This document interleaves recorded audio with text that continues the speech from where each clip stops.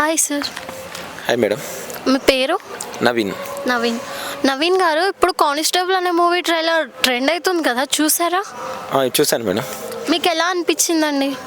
ఆ కానిస్టేబుల్ మూవీలో ఒక కానిస్టేబుల్ గురించి కానీ అందులో డిపార్ట్మెంట్ ఏ విధంగా ఒక కేసుని ఏ విధంగా సాల్వ్ చేస్తారనేది క్లియర్గా చూపించడం జరిగింది.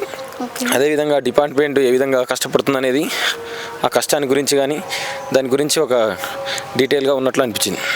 ఓకే అండి, ఆ కాన్సెప్ట్ ఎలా అనిపించింది మీకు?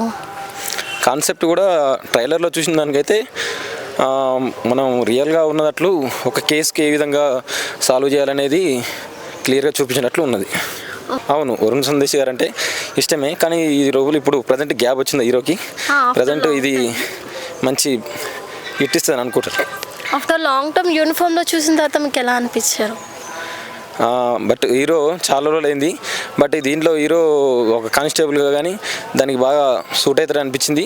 మంచి కంబ్యాక్ ఇచ్చి హిట్ ఇస్తారని అనుకుంటున్నాను. ఓకే అండి, కానిస్టేబుల్ అన్నో అనే సాంగ్ కూడా వచ్చింది కదా, చూసారా?